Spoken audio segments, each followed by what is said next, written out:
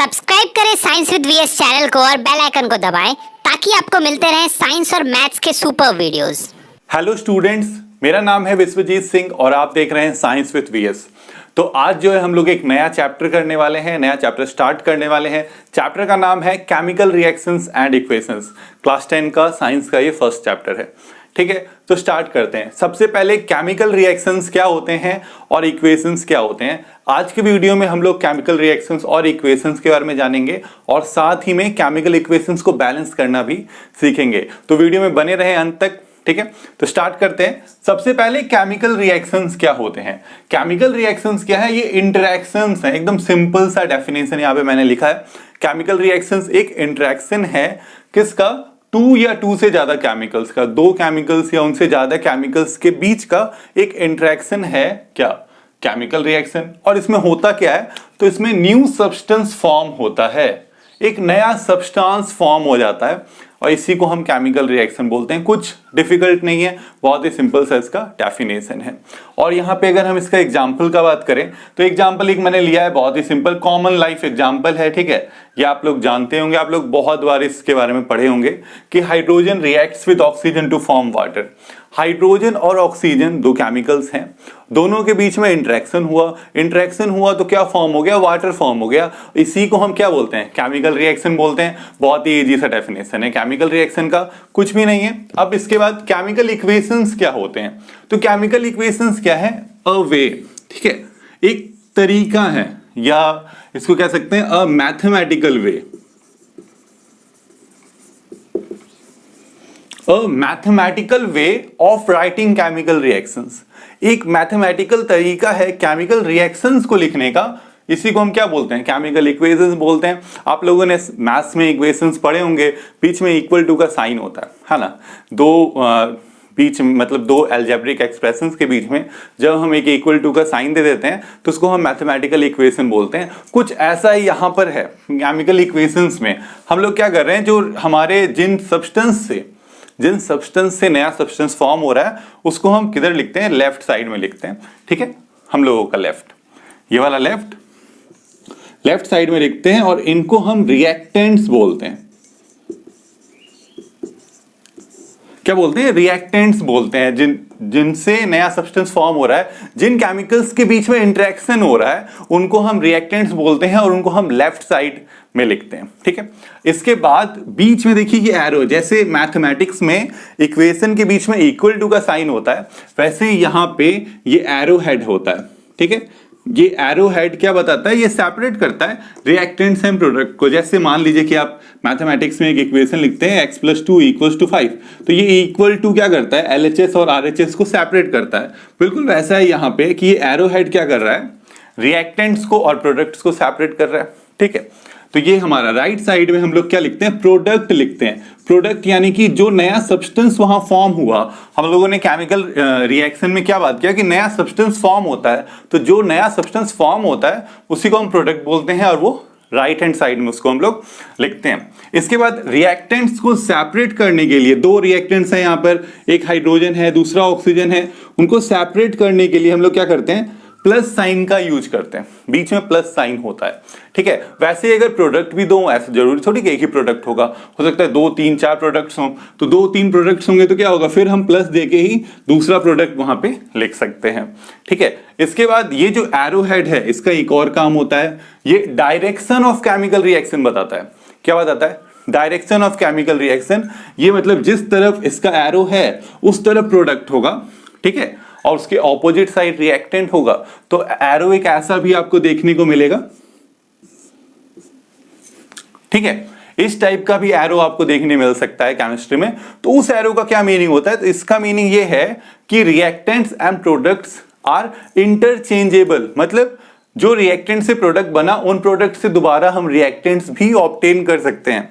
ठीक है, तो ऐसा एरो ये दिखाता है। इसलिए देखिए, मतलब इधर भी एरो है और इधर भी एरो है, मतलब रिएक्शन बोथ वेज में कैरी आउट हो सकता है, दोनों तरह, दोनों रास्तों में, है ना, दोनों डायरेक्शंस में।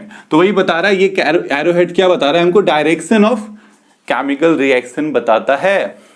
और एक चीज है, अगर हमको किसी केमिकल रिएक्शन में कंडीशन इन्वॉल्व होता है, जैसे कि मान लीजिए कि इतना टेम्परेचर पे ये केमिकल रिएक्शन होगा, 100 डिग्री सेल्सियस पे ये केमिकल रिएक्शन होगा, या इस केमिकल रिएक्शन में हमने हीट किया है, ठीक है, इसमें हमने प्रेशर दिया है, तो वो जो भी कंडीशंस होंगे, या इलेक्ट्रिसिटी हमने पास कर दी है, या कोई कैटलिस्ट यूज किया है। कैटलिस्ट क्या होते हैं?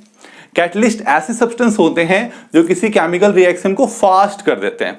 उनका यही काम है, वो केमिकल रिएक्शंस को तेज करते हैं, फास्ट कर देते हैं, तो उनको हम कैटलिस्ट बोलते हैं। तो उन सारे जो आपके कंडीशंस हैं उनको हम ये एरो के ऊपर या नीचे लिखते हैं। जैसे अगर हमने यहाँ पे हीट एनर्जी अगर है इन्वॉल्व है तो हम एरो हेड देंगे और वहां पे हीट लिख देंगे, या आप इसकी जगह पे एक ट्राइंगल का सिंबल भी बना सकते हैं, उसका मतलब भी हीट ही होता है, ठीक है। अगर मान लीजिए कि वहां पे टेम्परेचर इन्वॉल्व है कि 100 डिग्री सेल्सियस, तो यहां लिख देंगे 100 डिग्री सेल्सियस। डायरेक्टली आप लिख सकते हैं। कोई प्रेशर है, मान लीजिए कि आपने 3 बार का प्रेशर लगाया है, तो यहाँ 3 बार लिख देंगे डायरेक्टली, तो वो हो जाएगा। या कोई कैटलिस्ट इन्वॉल्व है, जैसे निकल कैटलिस्ट इन्वॉल्व है, तो सिर्फ वहां पे Ni लिख देंगे, उसका मतलब वो निकल कैटलिस्ट वहां पे इन्वॉल्व है, ठीक है। आई होप आपको केमिकल रिएक्शन और इक्वेशन समझ में आ रहा होगा। अब देखिए इक्वेशन में और भी चीजें हैं। इक्वेशन को हम इंफॉर्मेटिव बना सकते हैं। ये एक मतलब कि पहले तो आपको सिग्निफिकेंस पता होना चाहिए। क्यों हम केमिकल इक्वेशंस लिखते हैं? हम इस तरह भी तो लिख सकते हैं, hydrogen reacts with oxygen to form water, ऐसे भी लिख सकते हैं, पर क्यों केमिकल इक्वेशंस की तरह हम लोग इस तरह क्यों लिख रहे हैं? इसका रीजन समझिए। इसका रीजन ये है कि ये सबसे पहले तो लेस टाइम लेता है और लेस स्पेस, है ना। केमिस्ट्री में इतने सारे केमिकल्स हैं, अगर आप उनके केमिकल रिएक्शन को स्टेटमेंट बाय स्टेटमेंट लिखने जाइएगा तो बहुत ज्यादा टाइम लगेगा, बहुत ज्यादा स्पेस ऑक्यूपाई करेगा लिखते समय। तो ये less time and less space में फिट हो जाते हैं, ये सबसे बड़ा इसका सिग्निफिकेंस है। दूसरा कि जितना इंफॉर्मेशन यहाँ नहीं है उतना इंफॉर्मेशन हम लेस टाइम लेस स्पेस में यहाँ पे प्रोवाइड कर सकते हैं। जैसे कि अभी आपने देखा कि हम यहाँ पे हीट जो कंडीशन अप्लाइड है, हीट, प्रेशर, कैटलिस्ट, कुछ भी इलेक्ट्रिसिटी जो भी है उसको हम यहाँ पे दिखा सकते हैं। साथ में हम ये भी बता सकते हैं कि हाइड्रोजन जो है वो गैस है रूम टेम्परेचर पे, ऑक्सीजन जो है वो गैस है रूम टेम्परेचर पे, लेकिन वाटर क्या है, लिक्विड है रूम टेम्परेचर पे। तो ये सारी चीजें हम यहाँ पर एक्सप्लेन कर सकते हैं, या उस रिएक्शन को इंफॉर्मेशन, उस रिएक्शन के सारे इंफॉर्मेशन को हम शो कर सकते हैं बहुत कम टाइम में, बहुत कम स्पेस में। इसलिए देखिए ये जो आपका केमिकल इक्वेशन है ये ज्यादा इंपॉर्टेंट है as compare to this statement, ठीक है। स्टेटमेंट में कुछ नहीं पता लग रहा है, स्टेटमेंट में सिर्फ बोल रहा है कि हाइड्रोजन ऑक्सीजन रिएक्ट कर रहा है, वाटर फॉर्म कर रहा है। पर जब केमिकल इक्वेशन हम देख रहे हैं तो यहाँ पे हमको पता लग रहा है कि हाइड्रोजन गैस के फॉर्म में है, ऑक्सीजन गैस के फॉर्म में है, वाटर लिक्विड के फॉर्म में है ना। अगर यहाँ पे कोई कंडीशन अप्लाइड होता तो वो कंडीशन हम यहाँ डाल देते तो हमको पता लगता है अच्छा ये चीज हमको यहाँ पे इन्वॉल्व करना होगा, तब जाके ये केमिकल रिएक्शन होगा।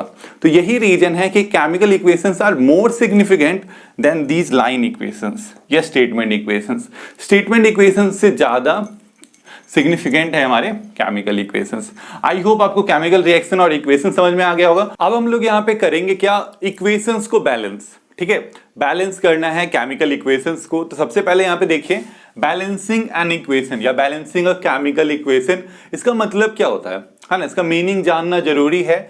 क्या है बैलेंसिंग केमिकल इक्वेशन, ठीक है। तो क्या मीनिंग है इसका कि number of atoms in a reactant equals to number of atoms in the product.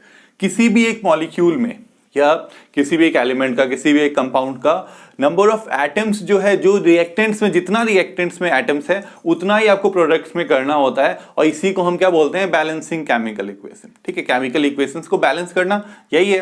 क्या है कि जितने नंबर ऑफ एटम्स हैं रिएक्टेंट्स में उतने ही नंबर ऑफ एटम्स हो जाएं प्रोडक्ट में, उसी कंपाउंड के या उसी एलिमेंट के, तो उसको हम क्या बोलेंगे, बैलेंसिंग बोलेंगे। आई होप समझ में आया होगा। अब इसके बाद क्यों करते हैं हम बैलेंस, है ना, ये भी होना चाहिए। क्यों कर रहे हैं बैलेंस? क्योंकि हमारे पास एक स्टेटमेंट है जो आप लोगों ने क्लास 9 में पढ़ा होगा, law of conservation of mass, ठीक है। Law of conservation of mass.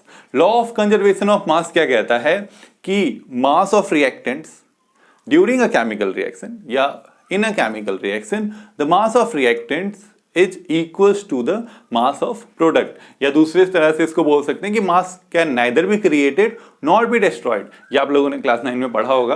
तो ये क्या कहता है कि law of conservation of mass, कि मास को ना हम क्रिएट कर सकते हैं ना हम उसको डिस्ट्रॉय कर सकते हैं। जितना मास आपका रिएक्टेंट में है उतना ही मास आपका प्रोडक्ट में होगा। तो ये तभी पॉसिबल है जब आप नंबर ऑफ एटम्स रिएक्टेंट्स के और number of atoms in product equal कर सके, तभी जाके ये पॉसिबल है। क्या पॉसिबल है कि आप law of conservation of mass को फॉलो करें। तो ये फॉलो करना इंपॉर्टेंट है केमिस्ट्री में। ठीक है, तो स्टार्ट करते हैं। यहाँ पे हम लोग सबसे पहले सीखेंगे कि बैलेंस करते कैसे। ठीक है, क्लास 10 में एक ही मेथड है हमारे पास, एक और मेथड है इसके अलावा जो यहाँ पे हम लोग करने वाले हैं, उसका वीडियो अलग से बना हुआ है चैनल पे, उसको ABCD मेथड बोलते हैं, वो आप जाके देख सकते हैं।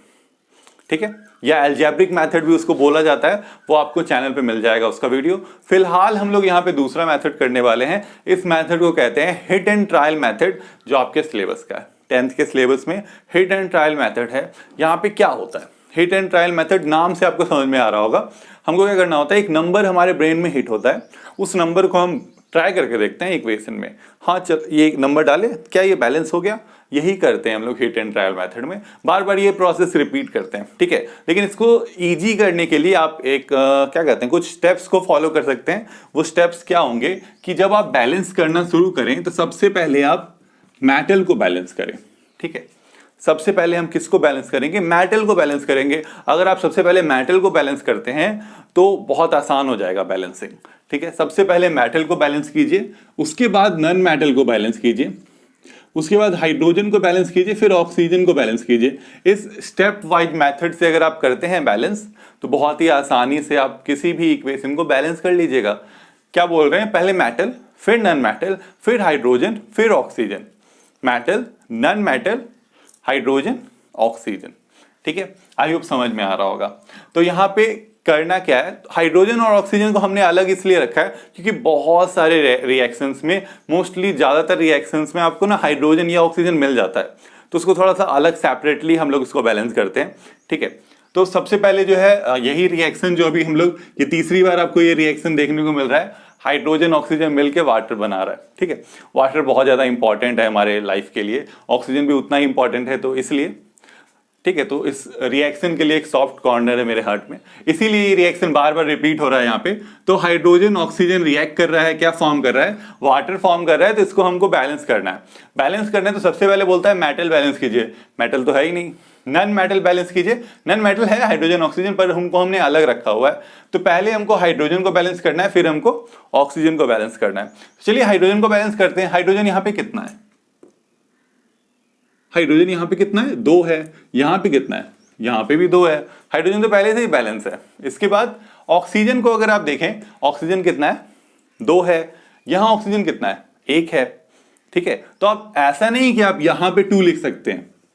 ठीक है, यहाँ 2 लिखना पॉसिबल नहीं है, वहां पे हम 2 नहीं लिख सकते। क्यों? क्योंकि इसका ना मॉलिक्यूलर फॉर्मूला ही गलत हो जाएगा वहां पे अगर आप 2 रख सकते हैं। हम क्या चेंज कर सकते हैं बैलेंस करते समय? हम कॉफिशिएंट्स को चेंज कर सकते हैं। कॉफिशिएंट्स यानी यहाँ पे हम कोई नंबर पुट कर सकते हैं, ठीक है, बैलेंस करने के लिए। तो चलिए कर रहे हैं हम लोग। ऑक्सीजन को बैलेंस करेंगे तो ऑक्सीजन को कैसे बैलेंस करेंगे? यहाँ पे हमको 2 देना होगा। ठीक है, 2 दिया, ऑक्सीजन बैलेंस हो गया। पर फिर से एक बार हमको यहाँ पे ऑब्जर्व करना है जो हमने बैलेंस किया। तो यहाँ हाइड्रोजन अब आप देखिए 2 हो गया, जबकि यहाँ 2 2 सर 4 हो गया हाइड्रोजन। तो फिर अब यहाँ पे 2 लगा दीजिए आप। तो अब ये हाइड्रोजन आपका बैलेंस हो गया। इसको क्या लिख सकते हैं हम लोग? 2H2 plus O2 gives 2H2O। ठीक है, मतलब एक बार आप इस स्टेप को फॉलो कर लेते हैं तो एक बार फिर से हम उस स्टेप को आप कह सकते हैं फॉलो करना है, या एक बार रिपीट कर लेना है स्टेप्स को, कि एक बार हमने बैलेंस किया तो एक बार फिर से चेक कर लेते हैं क्या सारी चीजें बैलेंस हो गई। ठीक है, इसके वजह से दूसरा हमारा केमिकल रिएक्शन है। दूसरा आप देखिए, यहाँ पे एल्यूमिनियम ऑक्साइड है, HCl के साथ रिएक्ट कर रहा है, एल्यूमिनियम क्लोराइड और वाटर फॉर्म कर रहा है। इसको बैलेंस करना है। अब यहाँ पे देखिए सारी चीजें हैं, मेटल भी है, नॉन मेटल भी है, हाइड्रोजन भी है, ऑक्सीजन भी है। तो इसको बैलेंस करेंगे। तो सबसे पहले हम मेटल को बैलेंस करेंगे। तो मेटल को बैलेंस देखिए, मेटल यहाँ क्या है? यहाँ पे एल्यूमिनियम है, यहाँ 2 एल्यूमिनियम है, यहाँ 1 एल्यूमिनियम है। चलिए बैलेंस कर देते हैं। यहाँ 2 रखा, एल्यूमिनियम हो गया बैलेंस्ड। इसके बाद क्या बैलेंस करना है? नॉन मेटल को। नॉन मेटल क्या है? यहाँ पे क्लोरीन है हमारा, ऑक्सीजन हाइड्रोजन अलग है। तो क्लोरीन यहाँ पे 1 है, यहाँ पे 3 और 2 6 हो गए। तो यहाँ पे आप 6 पुट कर दीजिए। क्या हुआ आपका? ये क्लोरीन जो है वो बैलेंस हो गया। इसके बाद क्या बच रहा है? इसके बाद बच रहा है हमारा हाइड्रोजन, हाइड्रोजन और ऑक्सीजन। हाइड्रोजन देखिए अब यहाँ पे 6 हो गया और यहाँ हाइड्रोजन कितना है? 2 है। 2 को आप 6 कैसे कीजिएगा? ऑफ कोर्स 3 से मल्टीप्लाई करके यहाँ 3 लिख देंगे तो ये हाइड्रोजन बैलेंस हो जाएगा। हाइड्रोजन बैलेंस हो गया। अब क्या बचा? अब ऑक्सीजन बचा। ऑक्सीजन देखिए यहाँ पे 3 है और यहाँ पे भी ऑक्सीजन 3 है। ऑक्सीजन बैलेंस हो गया पहले ही, तो ये आपके केमिकल रिएक्शन बैलेंस हो गए। एक बार फिर से चेक कर लेते हैं। एल्यूमिनियम 2 है, एल्यूमिनियम 2 है, ऑक्सीजन 3 है, ऑक्सीजन 3 है, हाइड्रोजन 6 है, हाइड्रोजन 6 है, क्लोरीन 6 है, क्लोरीन भी 6 है। तो यहाँ पे क्या हुआ? हमारा ये रिएक्शन बैलेंस हो गया। तो यहाँ पे रिएक्शन आया क्या हमारा? Aluminium oxide Al2O3 plus 6HCl gives 2AlCl3 plus 3H2O। ठीक है, तो ये हो गया हमारा केमिकल रिएक्शन बैलेंस फॉर्म में। अब इसको देखते हैं, इसको बैलेंस कैसे करेंगे? तो बिल्कुल वही करना है जो अभी तक कर रहे हैं। पहले मेटल, तो मेटल तो यहाँ नहीं है, चलिए कोई बात नहीं। इसके बाद नन मेटल, नन मेटल आपको कार्बन दिख रहा है। कार्बन देखिए यहाँ पे C2 है, यहाँ पे C1 है, एक ही कार्बन है, यहाँ 2 कार्बन है, तो उसको वहां पे हम 2 पुट करेंगे, कार्बन हमारा बैलेंस हो जाएगा, है ना। इसके बाद देखिए हाइड्रोजन, हाइड्रोजन यहाँ कितना है? हाइड्रोजन यहाँ 6 है, तो यहाँ पे कितना है? 2 है, यहाँ 3 पुट करेंगे, 3 2 6, हाइड्रोजन बैलेंस हो गया। ऑक्सीजन बचा। इसके बाद ऑक्सीजन, ऑक्सीजन यहाँ 2 है, यहाँ पे देखें तो 4 ऑक्सीजन हो गया और 3 यहाँ ऑक्सीजन हो गए, 7 एटम हो गए ऑक्सीजन के, और यहाँ पे 2 एटम है। 2 को आप 7 कैसे कर सकते हैं? ठीक है, मैथ्स का थोड़ा बहुत नॉलेज तो होना ही चाहिए। 2 को 7 कैसे करेंगे? 2 को किससे मल्टीप्लाई करेंगे? 7 हो जाए। 2 को किससे मल्टीप्लाई कर सकते हैं? 7/2 से कर दीजिए, 2 2 कट जाएगा, 7 आ जाएगा। तो यहाँ हम 7/2 पुट कर देंगे, तो देखिए ये 2 2 मतलब कट गया, यानी यहाँ पे 1 ऑक्सीजन बचा, वो 7 से मल्टीप्लाई हो गया, तो यानी 7 ऑक्सीजन एटम्स हो गए यहाँ पर। आई होप समझ में आया होगा। ठीक है, तो ये हो गया हमारा बैलेंस। पर ना जो बैलेंसिंग है उस टाइम में हम लोग ना होल नंबर्स का या नेचुरल नंबर्स का इस्तेमाल करते हैं, पर यहाँ पे फ्रैक्शन आ गया। अब इस फ्रैक्शन को कैसे हटाएं? फ्रैक्शन को कैसे हटाएंगे? 2 से सबको मल्टीप्लाई कर दीजिए, क्योंकि नीचे आपका डिनोमिनेटर में 2 है, तो 2 से सबको मल्टीप्लाई कर देंगे पूरे रिएक्शन के इक्वेशन के, मतलब कंपाउंड्स को या कंपोनेंट्स को। तो 2 से आप मल्टीप्लाई कीजिएगा तो ये आ जाएगा 2C2H6 प्लस ये 2 2 कट जाएगा, 7O2 gives 4CO2 plus 6H2O। देख लीजिए एक बार, सारी चीजें बैलेंस है। देखिए कार्बन कितना है? 4 कार्बन है, यहाँ पे भी 4 कार्बन है। हाइड्रोजन कितना है? 12 हाइड्रोजन एटम्स है, यहाँ पे भी 12 हाइड्रोजन एटम्स है। ऑक्सीजन कितने हैं? 14 हाइड्रोजन ऑक्सीजन एटम्स है, यहाँ पे देखिए 8 और 6 14 ऑक्सीजन एटम्स है। तो ये बैलेंस हो गया। आई होप आपको समझ में आ रहा होगा। कुछ नहीं करना है, कैसे बैलेंस करना है? हिट एंड ट्रायल मेथड से करना है। क्या करना है? पहले मेटल को बैलेंस करना है, फिर नॉन मेटल को बैलेंस करना है, फिर हाइड्रोजन को बैलेंस करना है, फिर ऑक्सीजन को बैलेंस करना है। स्टेप बाय स्टेप मेथड से अगर आप बैलेंस करते हैं तो कहीं कोई गलती नहीं होगा और आपका जो बैलेंसिंग है बहुत ही आसान आपको लगने लगेगा। स्टूडेंट्स को बहुत ज़्यादा कभी कभी डिफिकल्ट लगता है बैलेंसिंग। उसका रीजन ये है कि वो स्टेप्स फॉलो नहीं करते। अगर आप इन स्टेप्स को फॉलो करेंगे तो बहुत आसानी से आप बैलेंस कर सकते हैं केमिकल इक्वेशंस को। इसके बाद जो 4th है ये आपका होमवर्क है, एज ए होमवर्क ले लीजिए, इसको खुद कीजिए, बहुत ही आसान है। जैसे आप ये तीनों अभी हमने किया वैसे ये हो जाएगा। पहले आयरन को कर लेंगे, मेटल है, फिर सल्फर को करेंगे, नॉन मेटल है, फिर ऑक्सीजन को करेंगे। ठीक है, तो आज की वीडियो में बस इतना ही। आज की वीडियो में हमने क्या किया? हमने केमिकल रिएक्शंस के बारे में जाना, हमने केमिकल इक्वेशंस के बारे में जाना, हमने सिग्निफिकेंस ऑफ केमिकल इक्वेशन जाना, और बैलेंसिंग क्या होता है, केमिकल इक्वेशंस को कैसे बैलेंस करते हैं, हिट एंड ट्रायल मेथड क्या होता है, सब कुछ जाना। आई होप आपको वीडियो अच्छा लगा होगा। वीडियो पसंद आया तो प्लीज चैनल को सब्सक्राइब करें। अगर आपको कोई डाउट है यहाँ पे तो आप कमेंट कर सकते हैं, अगली वीडियो में वो डाउट क्लियर हो जाएंगे। वीडियो को लाइक करें और खूब सारा शेयर करें। Thank you.